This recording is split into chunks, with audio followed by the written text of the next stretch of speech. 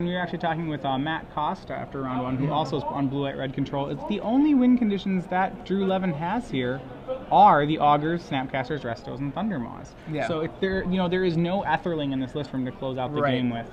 Right. There are more controlling versions of blue-white-red. Drew is closer to that end of the spectrum, but it's still got a lot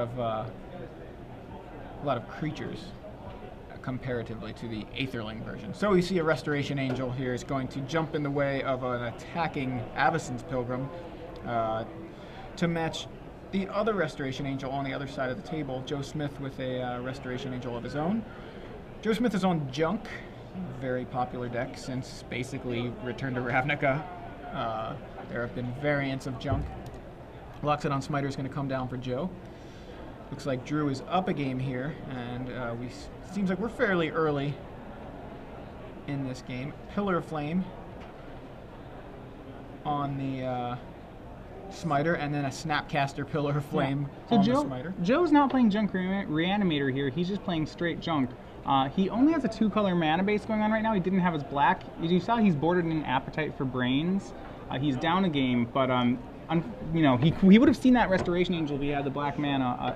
As it is, that Appetite for Brains will probably not hit anything.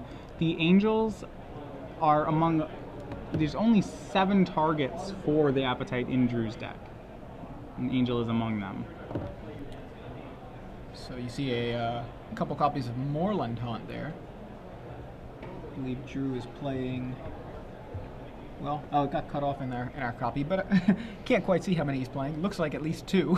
Right. So I mean, and I think when your deck is so short on actual, Etherlings or real or true ways to close out the game, these value lands are starting to see play again.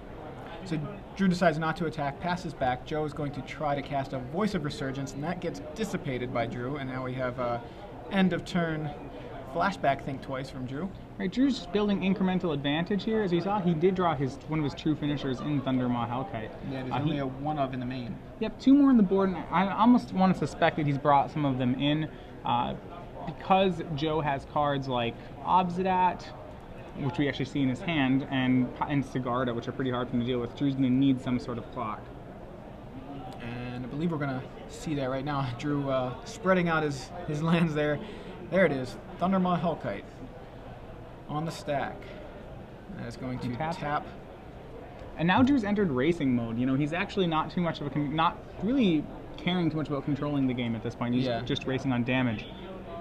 What I find interesting about Drew's deck right now is that Drew's playing, he's a control deck, yet he's playing 0 Etherlings. He's playing 0 Supreme Verdicts, and this is in the main deck. No Etherlings, no Supreme Verdicts, no Terminus. So he doesn't have any sweepers or finishers in his deck. Yeah, so it's a kind of a strange amalgamation, I'd say, of like a control deck and a mid-range deck. At this point, he's going all mid-range. So.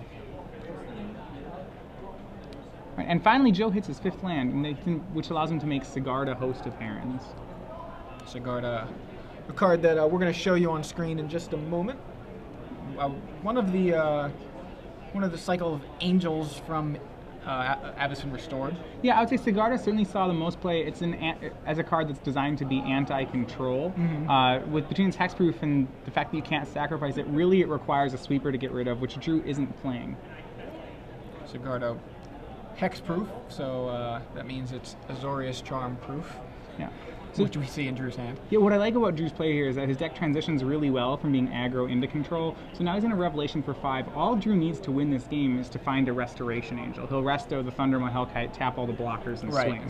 So and recognizing this, he's going to. That's one of his few ways to get through Sigarda. Other than that, he really just would have to feed creatures to it. So you see there's Sigarda finally. Yeah. Oh, or you can just draw another Thundermaw Hellkite. That'll work too. But yeah, there you see Sigarda hexproof, but it still would get hit by the Thundermaw's damage and thus tapped. So it looks like Drew has won that match 2-0 with blue-white-red.